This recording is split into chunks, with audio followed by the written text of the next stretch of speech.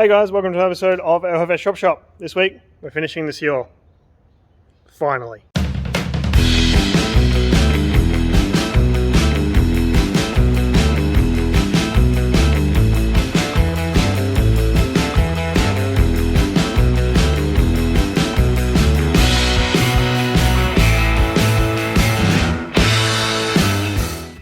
Alright, so I'm on the passenger side, just need to take this strut out and then I'll show you what I'm going to do. Alright, so I got the strut out, pretty quick, pretty easy. So what I want to do is replace this poly line with a braided line. So I want to do it like a 90 degree or a 110 or 135 or whatever it works out to be. So it comes down, goes up and past the bag and then have a braided, like really flexible line, because this one is not very flexible. So that when I turn the wheel, it doesn't get all bound up. So I want to try and get a replacement for this and then just join it into the car with this fitting. And then I'd like to say this was my temporary solution, but my mate told me that I was an idiot and that I needed a spherical bearing. So the plan is to machine this out with the die grinder and a drill bit and stuff and put a spherical bearing in there. So I bought some eBay stuff. They're just max speeding rods for like an E36 or something, but they're not adjustable camber tops. They're bolted in one fixed position camber tops, because I think that E46 is double A arm, so that's what I wanted because it's a smaller footprint. So I'm going to do that on the other side. I've actually already done it, but I'll show you in a second. And then I need to do that on this side. And then this thing here, I need to take this off, chuck it in a lathe and machine this down a bit so that the strut top can go on there nicely and then the bolt still fit, the nut still fits. So this will make me lose a little bit of height, which is actually what I want, but I'm not 100% sure if the bag will clear this lip. I've left the torch. Will clear this lip here. So I'm not 100% sure if that's going to work. I really hope it does, because if I lose any height, that is pretty much going to be bang into that tower. So I'm going to have to take a bit of a gamble on that one and hope for the best. Worst case, I can probably hammer that a little bit, but that is obviously not ideal. So let's get this done. So let's pretend this is many hours later. This is the max speeding thing that I got, camber top, strut top. It's nice, actually reasonable for how cheap it was. I think it was 50 bucks for the pair. So all I wanted was this part, which is the spherical bearing or pillow ball bearing or whatever you want to call it. And this one has the bolts very close to the inside, so you couldn't actually use it for a sliding camber top, but it gives me a small enough footprint that it fits in the car. So what I've done is machine this out with the die grinder, drilled a bunch of holes, die grind it, took quite a long time, and then drilled the holes for the bolts, and then slipped it in there. Can only use 3 out of the 4, which will be fine, because it's got all the load going up, if you look at it from this direction. And if it gets airborne and those 3 bolts snapped, I think I've got more problems. So I need to do that on the left side, that's the right hand side one. And then the next problem is these little centering bearings, which go onto here to give this, I think these are called offset spacers, or negative offset spacers or something like that. Can't 100% remember, but they're going there like this, and the idea is that you have the bottom of the shock, so this section here, in here, and where this thumb is where the nut goes, so that when you get maximum angle, this fouls on that before your nut does. That's a bit confusing and it's a bit hard to hold, and the lighting is horrible in here. So my plan is to take this off, because it actually unscrews just here, machine this down so that that fits onto there, and then I'll be able to put the spherical bearing on there, because this is currently loose, and then put the nut on. But that'll make me lose. So originally it was about there, the nut could go on, and now I'm going to be down here somewhere. Because you've got to imagine that it's this thick, and the bottom of it is in line with that step, and the nut pretty much goes back on where it was. So it's a little bit awkward to show you. I'll probably lose about an inch, but hopefully that'll get us an inch lower and won't cause any problems, which is what you want in this particular application. If you were doing this with a road car and you had your fixed suspension, losing an inch probably wouldn't be great. But this should work in this application, as long as this doesn't hit that shotgun rail like I was pointing out before. So I've still got to do the other side, and I'm going to machine these down, and I'm going to try and get another air line. And then mechanically it should be fine and fixed, and then I'm going to put the bumpers back on and get it all back together. So the other day I was talking about making this fit onto there. So what we did in the end is made this from a 12.5 to a 14mm hole, and made this from a 16 down to a 14. So that fits on there nice and snug now. Did it on the lathe at Pete's place, the guy with the cool race cars. So then this camber top, so slide this all the way on, and then this camber top fits on there nicely. Get the other side, which has also been opened up to a 14, and then that goes on there like that nicely, and then you can put your nut on top, and then this is all very firm and fits nice. So now I'm just going to take the centre bearing out of the camber top and the camber top that I made and make that fit in here like I did on the other side. So I've gotten this side mocked up with the new camber top, and it all fits really well, and I've got the camber correct now. The problem is the bag now rubs on the inside of the strut tower. So I've ordered an air hammer tool, which is a rounded pin, so that's got about a 35mm head on it, and I'm just going to use that to hammer the strut tower where the bag rubs, and then once that's done the bag won't touch anymore, and this will all be a working setup. So another thing I got made the other day was an air line. So this is actually a high pressure hydraulic line, but it'll work for the air that we want. So this is rated at 3000 psi and we're running 200 psi of air, so I think we'll be okay. But the idea of this is it's very flexible compared to the plastic PVC which we were using. So this 90-degree fitting here will go on the bottom of the bag, and then the whole airbag, the whole air line will wrap around, something similar like that, and head back over there to the PVC line.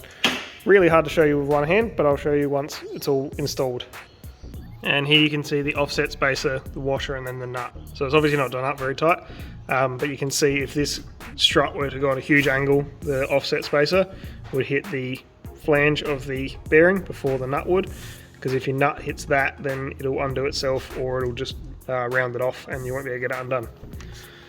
So just going to make one of those for the other side, and then I can bolt it all together and probably put it on the ground, to be honest. Alright, so the way I've been making these strut tops is to use this pillow ball bearing or spherical bearing from the camber top. I realise it's a strut top, it's actually not adjustable camber. These bolts here are very close to the bearing, which is what I wanted because I didn't want to use a whole lot of footprint, because as you can see, this line here is the edge of the strut tower hole, so the bolt's very close, and over here the bolt's very close as well, and I wanted to get rid of this one.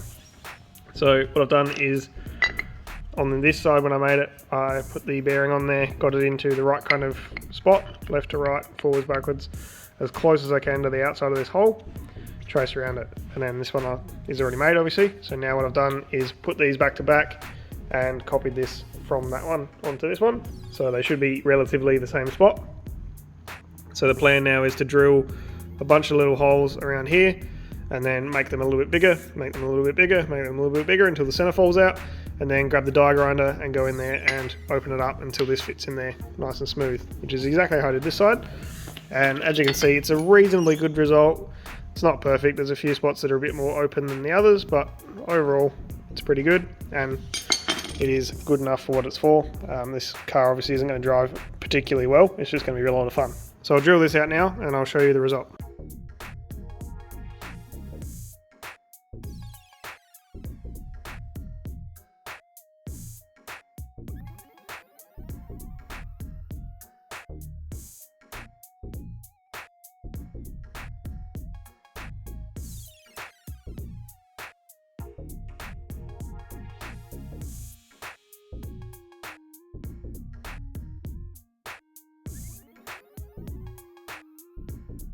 So I got the new strut tower back in, strut top back in, the bag back in. It does rub on the inside, we checked that on the other side. So I'm going to put the wheel on, put the car on the ground, and see if it goes any lower than it did before.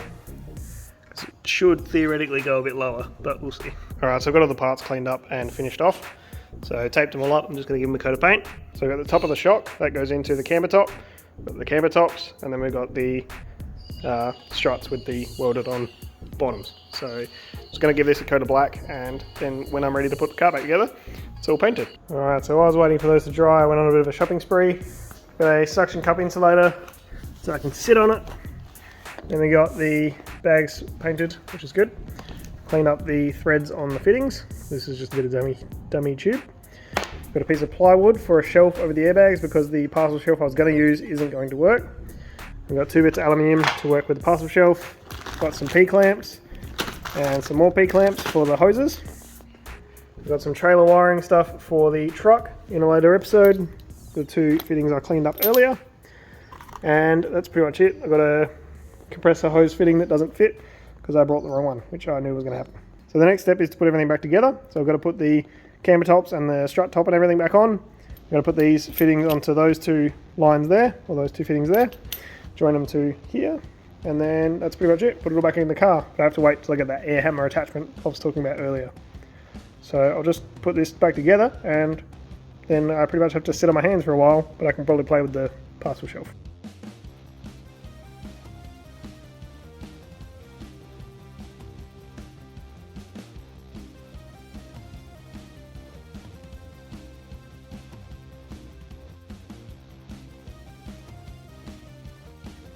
So another issue I was having was the CV was hitting the bottom of the rail here.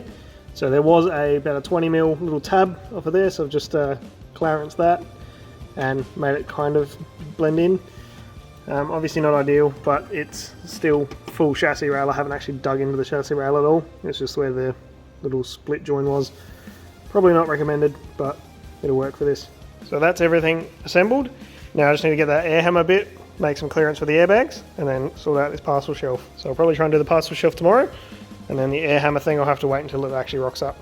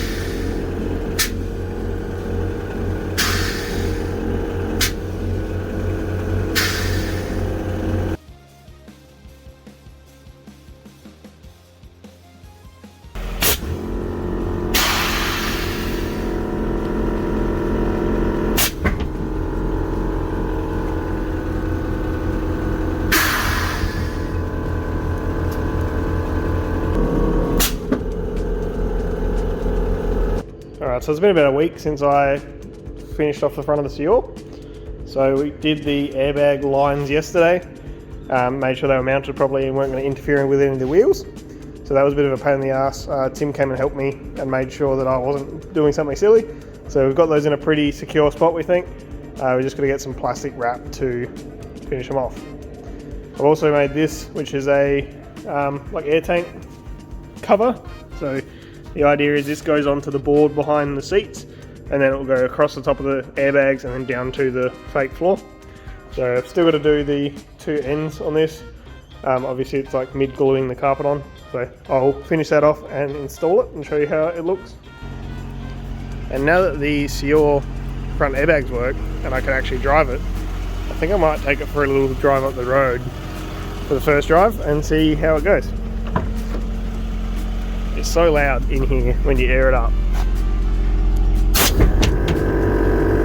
It's ridiculous.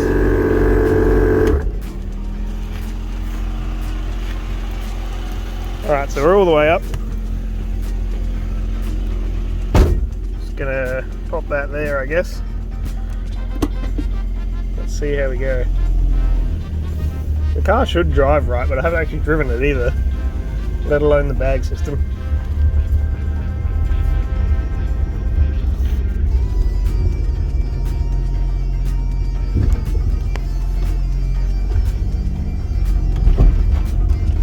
Looks stiff.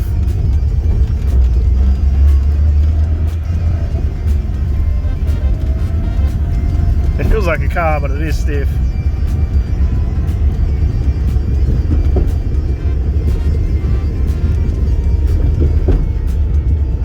Alright, let's turn around.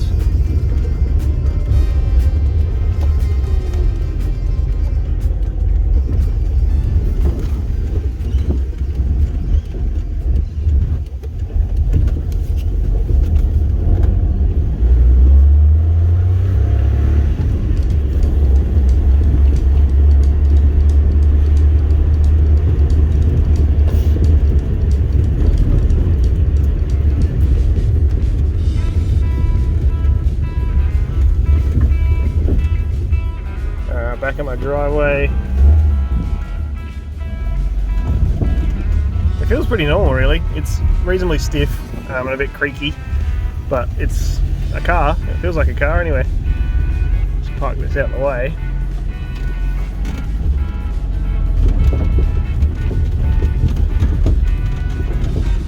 There you go, first drive, successful.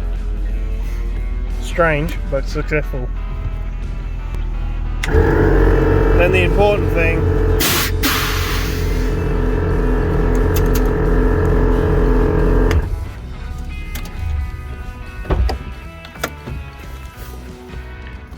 it's much lower to get in and out of. Funny that. So here's one of the lines, you can see it goes above the tyre and it just touches here, which we need to address, and then it goes down and around the back of the strut, which is P-clamped to the inner wheel tub, and then this side it goes from the strut just there, comes across the back and then under the frame, so kind of where the CV would go, and then it goes into the cabin from there. So I'll show you that once I start putting plastic wrap on, but for right now I can't really show you too much. So I got a bit of time to kill. Tim's going to help me move some stuff in a minute, which you'll see in a future episode. There's a little hint for you. So I've got these guards and the bumper off of this yaw. So I've just given them a once over with the hose. So just clean the dust off of them. The front bumper needs to be repainted anyway because I kind of dropped it like months ago when I first painted it, and I also need to paint the grille black, the grille area black again.